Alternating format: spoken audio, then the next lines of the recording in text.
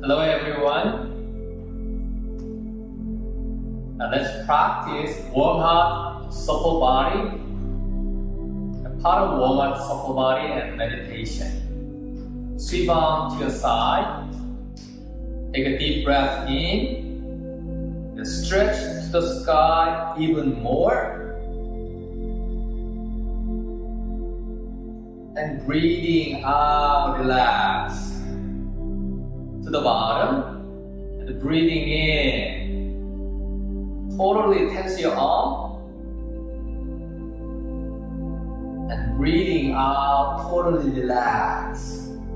To the back, the palms facing each other, breathing in,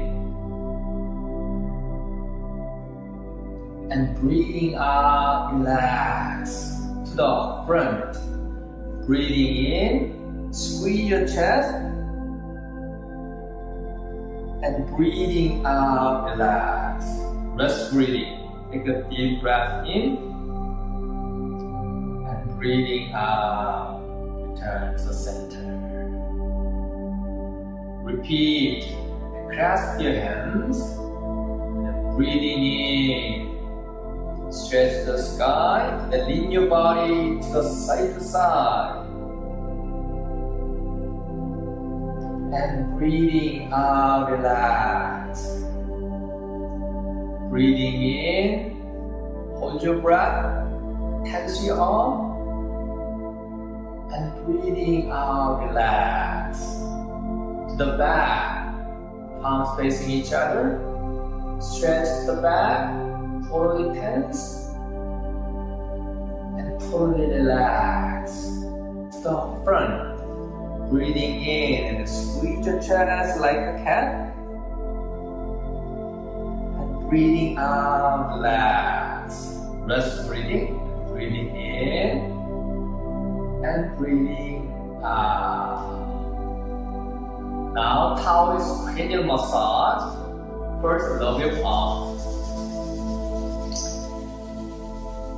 Then massage your finger.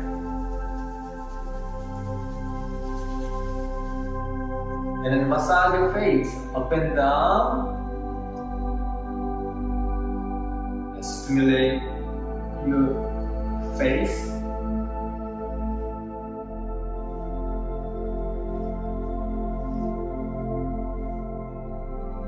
Okay, repeat the heel of your palm.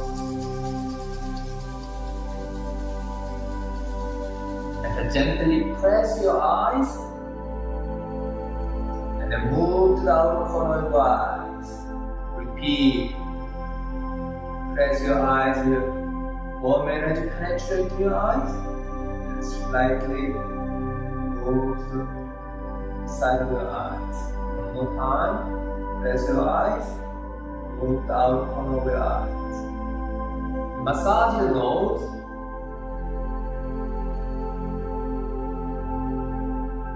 And jog your nose up and down. And above and below your mouth, to the side to side. Yes, again. Okay, massage your ear to the top, to the side, to the bottom. Repeat. To the top, pull your ear to the side, to the bottom. Massage your ear between your fingers.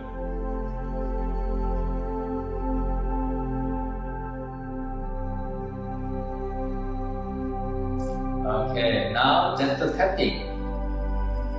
Massage your temple area and traveling up to the top of your head. Then move to the back. And return to the temple. One more time, slowly traveling up to the top of your head. And then back of your head, then all around your skull. And return to the temple. And clasp your hand. And then massage your in tongue between your eyebrow. And then slowly move to the bihud, the top of your head, and massage the back of your neck.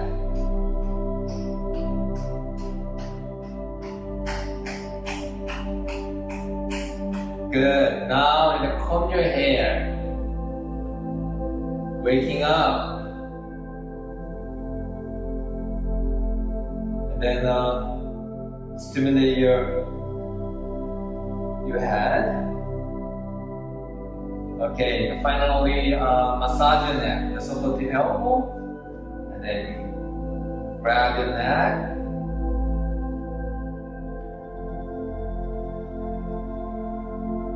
Grab and pull your neck.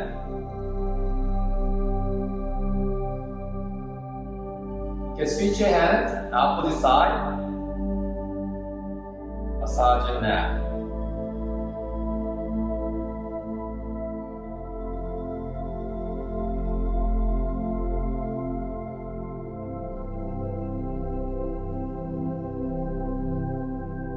Alright, now we're gonna meditate.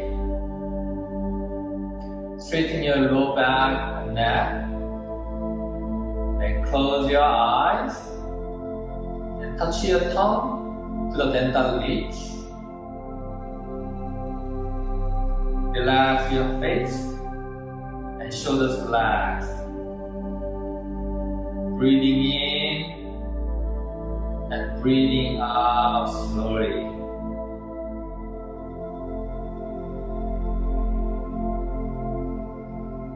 Focus on your lower belly. Breathing in, expand your belly. And breathing out, relax and contract your belly. Breathing in, be aware of your CB6, the chi high point. Breathing out, relax your low belly and return to the center.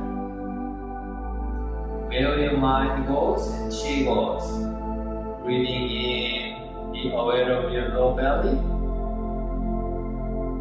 Breathing out, relax. Breathing in, extend your lower belly gently. And breathing out, relax and contract.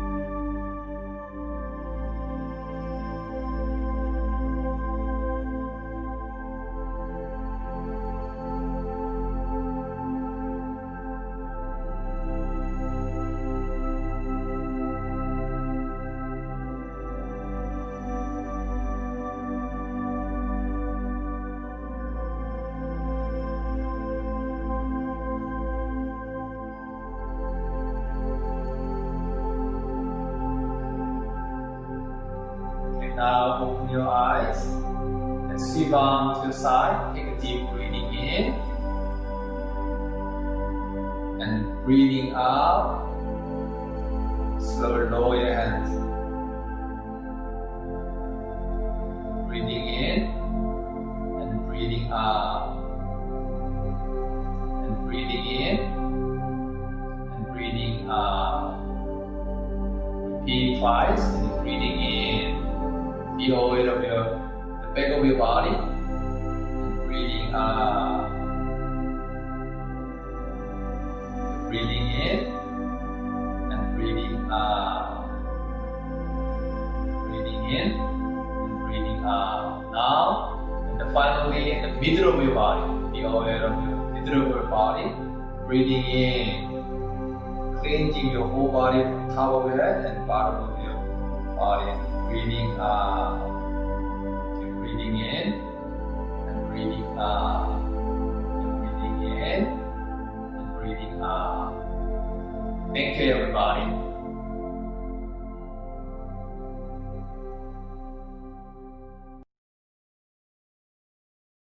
Program this Friday. Children this Friday. Children.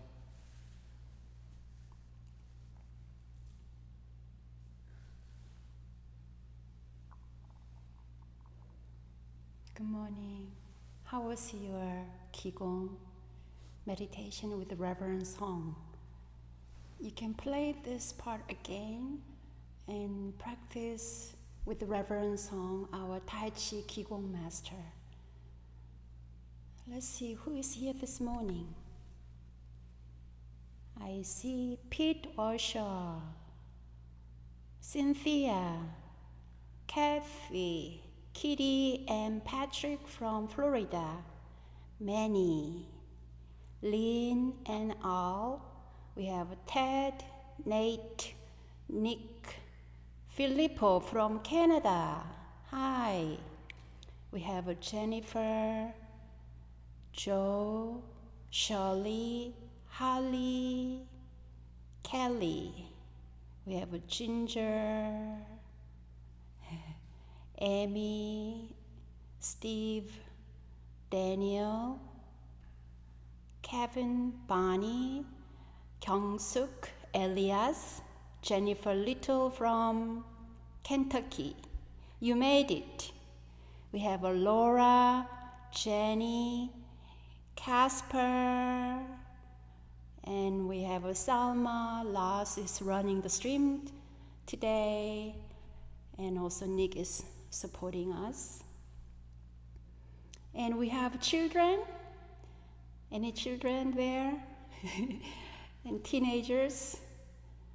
Thank you so much to being here with us this Sunday morning.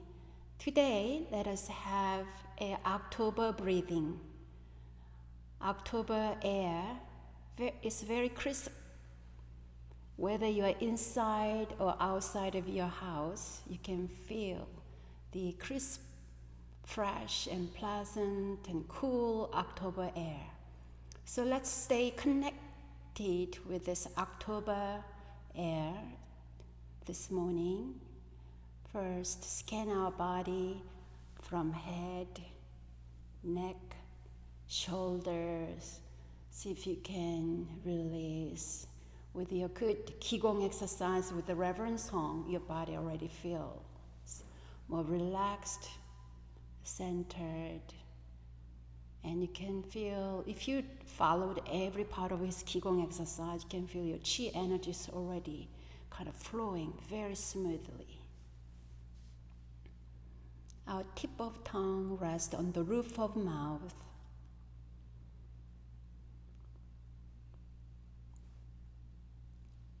See if you can feel you're sitting up tall and high. Then, if there is any tension, any spot in your body, breathe in, gently grasp, hold.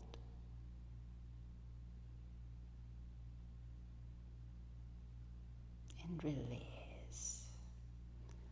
Let us breathe in and gently, firmly grab any tension from our shoulders, from our back,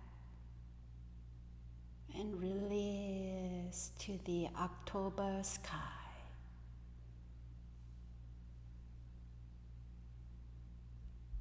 Breathe in.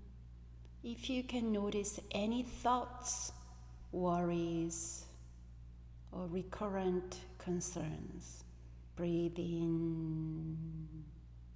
Hold them tight. Breathe out, release to the October sky. You can see your thoughts and worries are dispersed. No thoughts, no worries. Looks like there are lots of thoughts and worries, but once they are dispersed, they become very tiny particle and disappear into nothingness. So why don't we visualize that any thoughts, worries, concerns, or any recurrent topics in our mind, we breathe them into our in-breath, hold them, and with our out-breath, breathe out, let them go, fly to the October sky, and all our thoughts and worries are dispersed. So each time, whenever you notice any thoughts who wants to play into your mind, we gently, firmly embrace with our in-breath, and then let them go with our out-breath, and let them go free, disperse into October sky. So enjoy our October sky meditation. About 10 minutes, we sit together. We breathe together. Other work to do, house chores can wait for 10 minutes. Can they?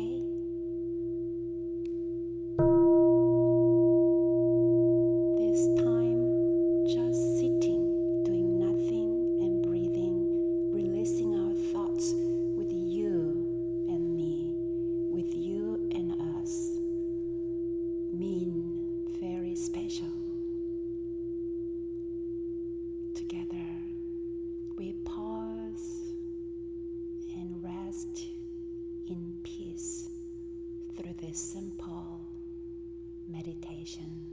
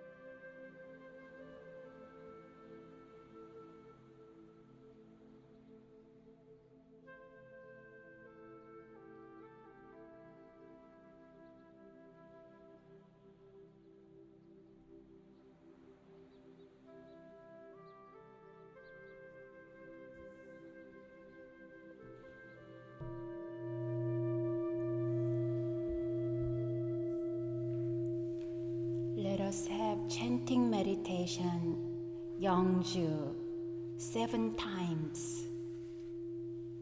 The spiritual energy of heaven and earth settles in my being.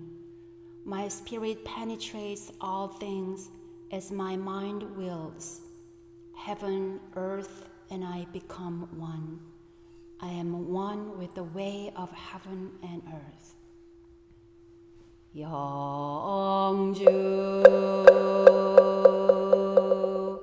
천지영기야 심정 만사여의 심도 천지여와 동일체하여 천지동심도 천지영기야 심정 만사여의 심동 천지여와 동일체하여 천지동심도 천지영기야 심정 만사여의 심동 천지여와 동일체하여 천지동심정 천지영기야 심정 만사여의 심통 천지여와 동일체하여 천지동심정 천지영기야 심정 만사여의 심통 천지여와 동일체하여 천지동심정 천지영기야 심정 만사여의 심통 천지여와 동일체하여 천지동심정 천지영기야 심정 만사여의 심통 천지여와 동일체하여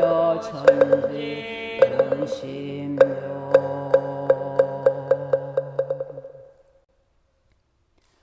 Prayer for world peace. Grace of heaven and earth, grace of parents, grace of fellow beings, grace of laws. O Dharmakaya Buddha, fourfold grace, may we take refuge in Dharma and be filled with compassion and wisdom. May we transform delusion into wisdom, greed into generosity, resentment into gratitude, discord into harmony, and hatred into compassion. May all nations grow and benefit mutually. May the strong help the weak, and may the weak learn and evolve according to Dharma. May all those who have died from world conflicts and disasters be delivered through all obstacles and be at rest. May there be peace throughout the world, and may all beings enjoy tranquility and happiness, living in their original true nature. This we pray. This we pray with our whole heart.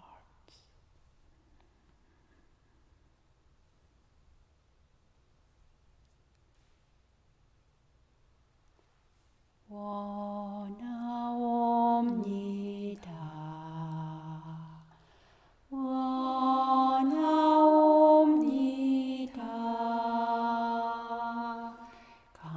간절히 간절히 원하옵니다.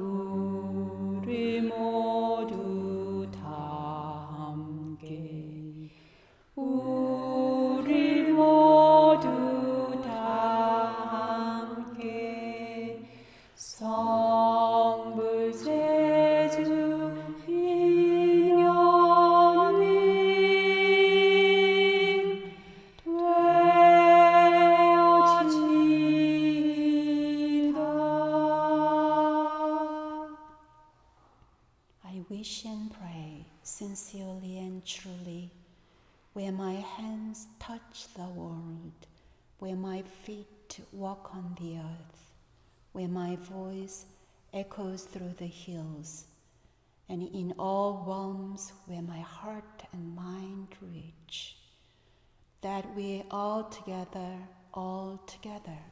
share a true affinity for attaining great enlightenment and for helping all living beings.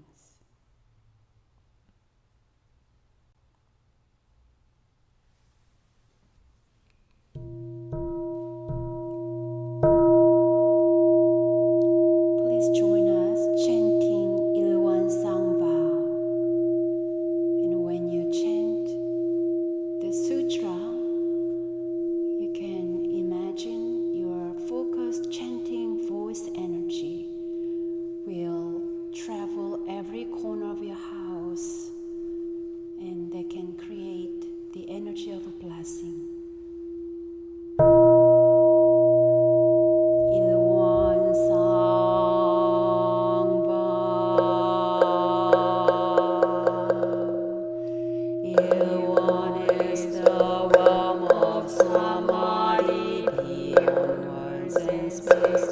Gateway of birth and death, transcending being and non-being, the origin of heaven and earth, parents, fellow beings, and lost the true nature of all Buddhas, enlightened masters, enlightened people, and sentient beings, here one manifests as both permanence and impermanence, fused as permanence, here one unfolds into an infinite world that is ever abiding, spontaneous, just as it is viewed as impermanence, here one unfolds into infinite worlds through the cycle of formation, duration, decay, and extinction of the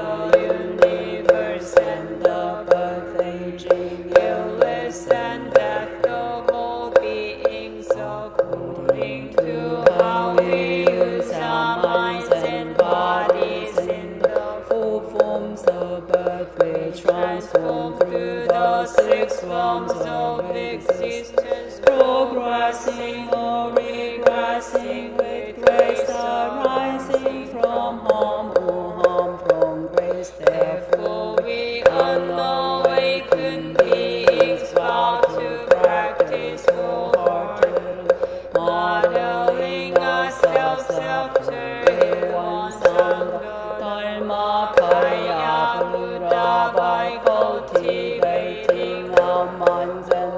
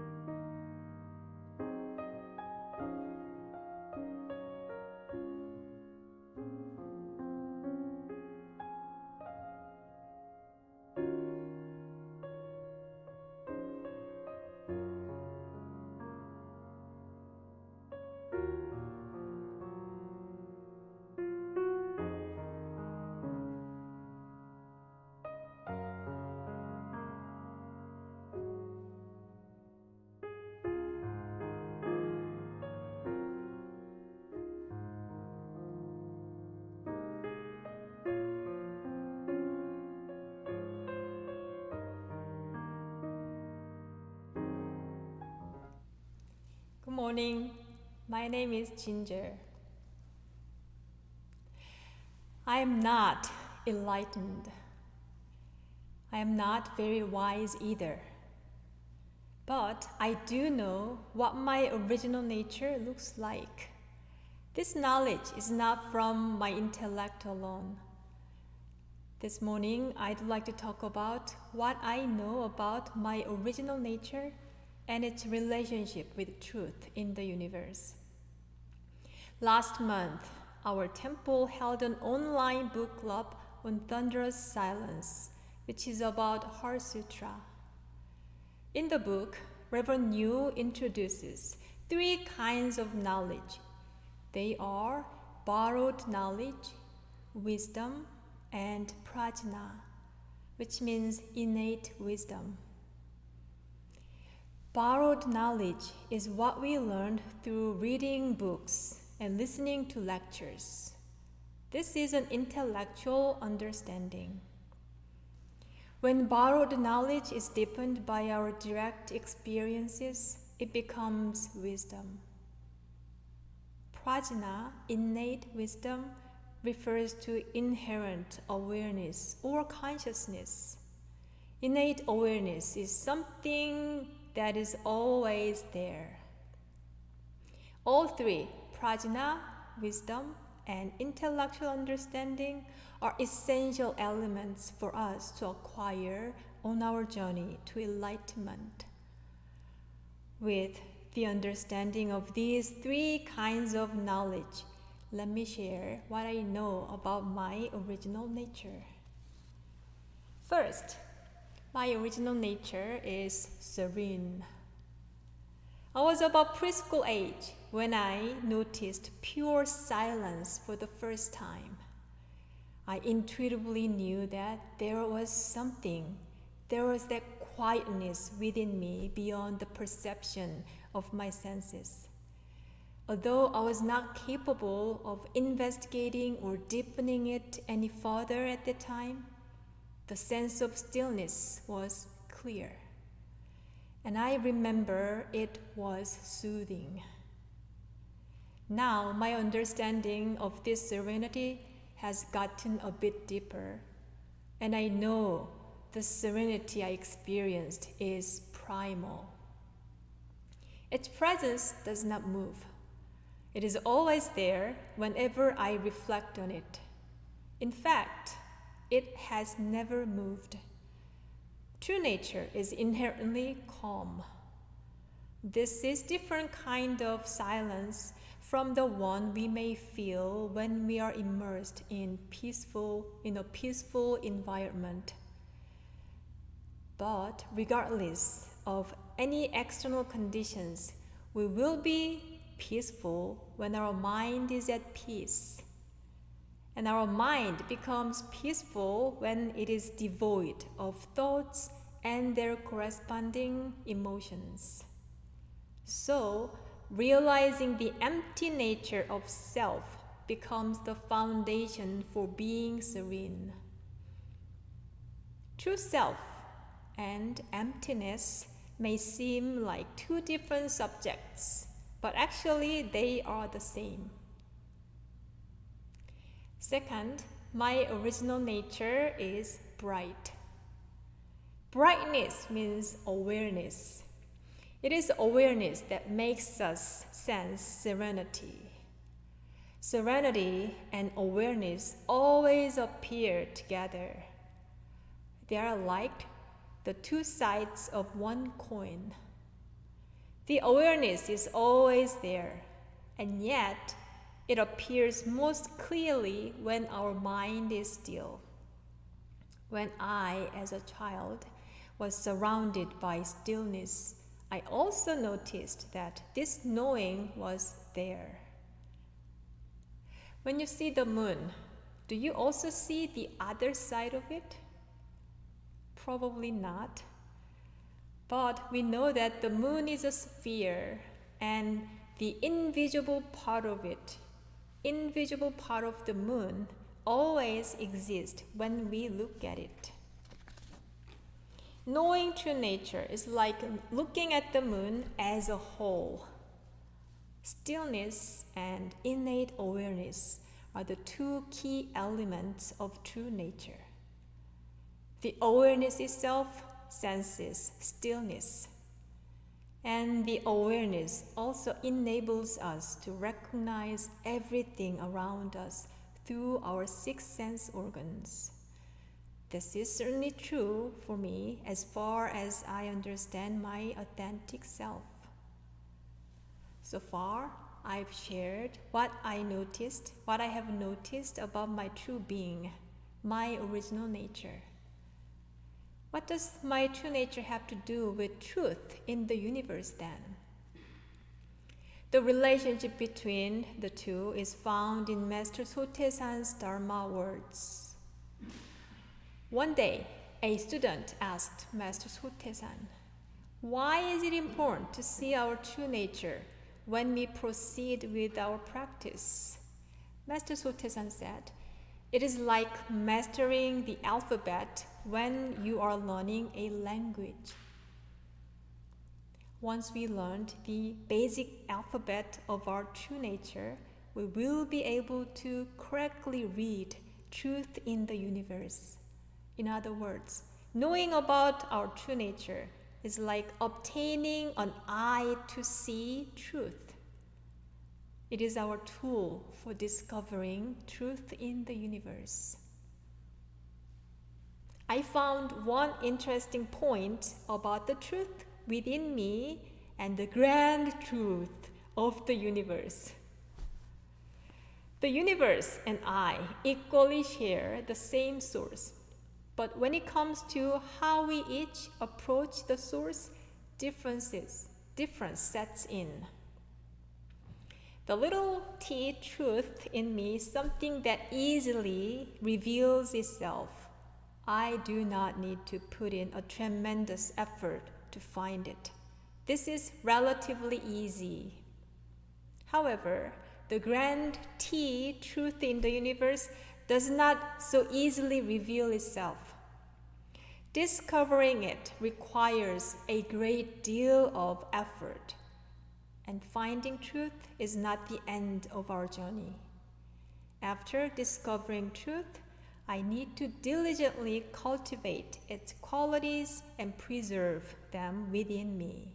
Only then will truth benefit my life. At this point, we may need to ask ourselves whether or not we possess the tools we need to find truth in the universe. Have you found your true nature? Do you keep it handy? If you're still looking for it, here is an encouraging idea for you.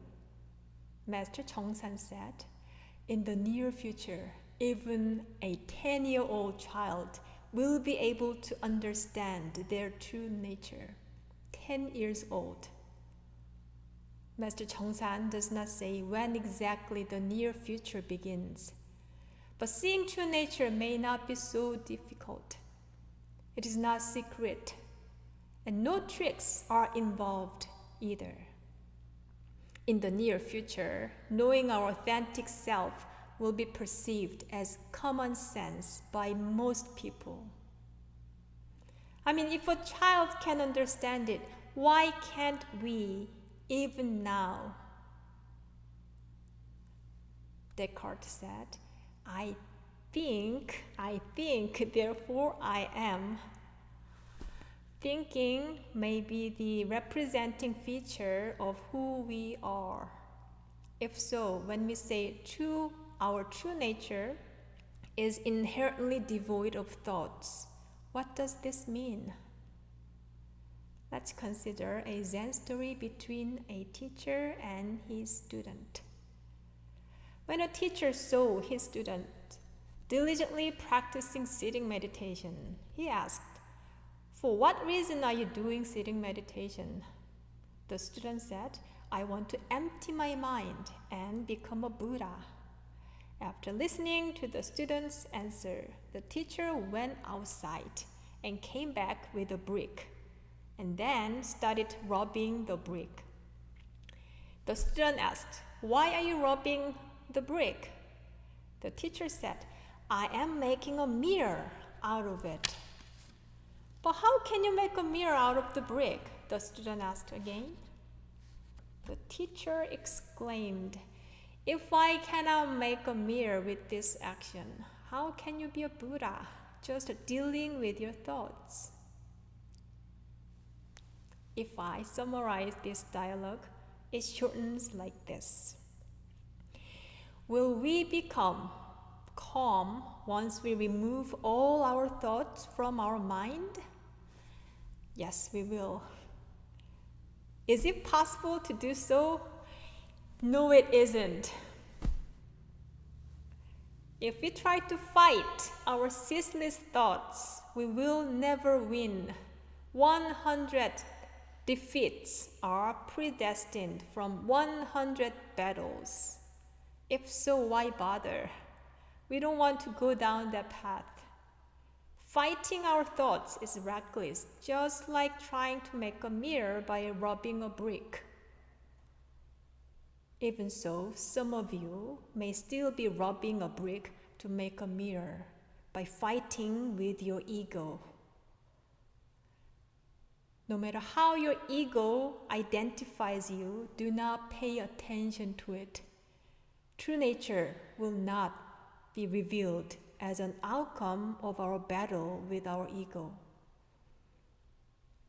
I think there are a few reasons that block us from directly seeing what we want to see. One reason is that we think of true nature as something special, something extraordinary. This idea hinders us from experiencing our true nature, even though we may have it right in front of us. If you find yourself in this group, consider the following idea.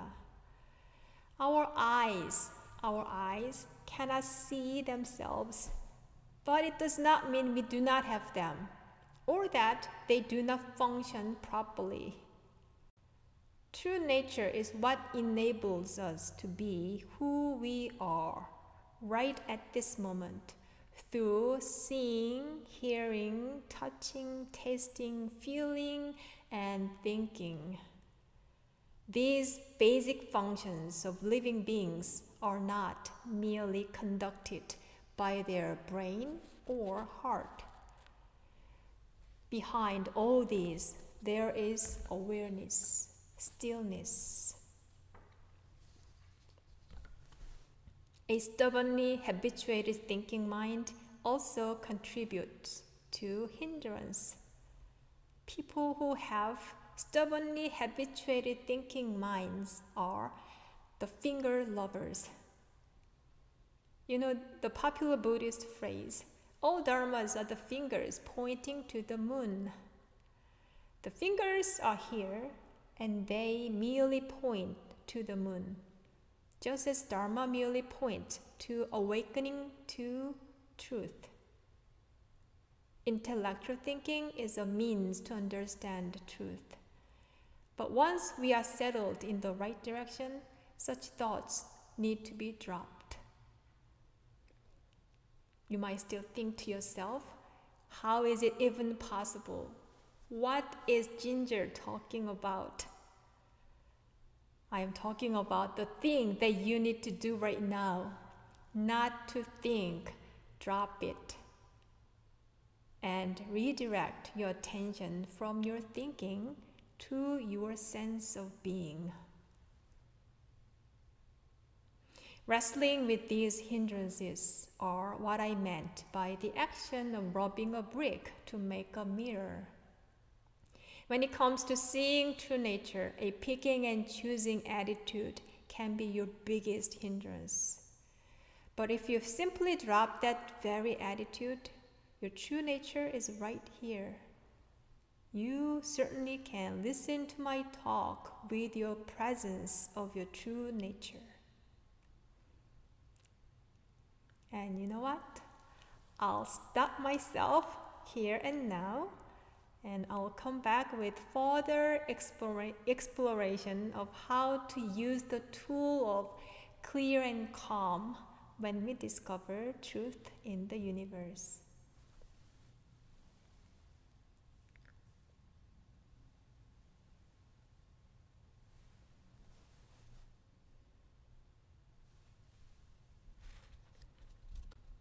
please join me in singing morning prayer song.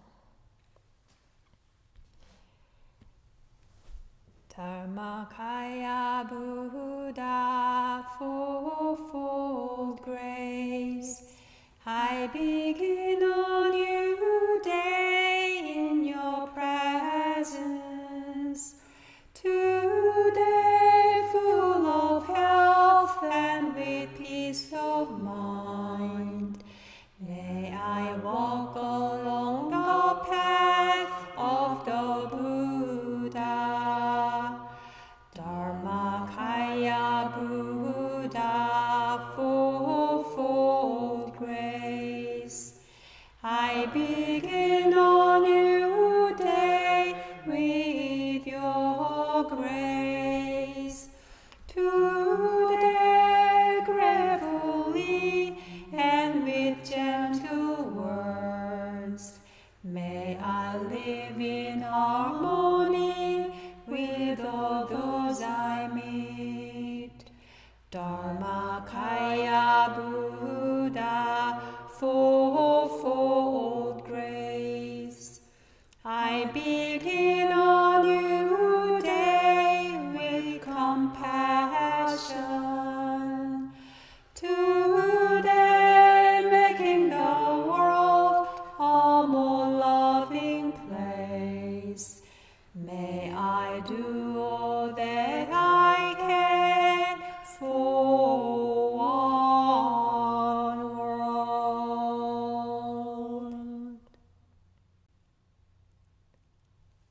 Thank you for joining us today. We hope to see you next Saturday and Sunday. Please stay safe, stay well, and enjoy your October.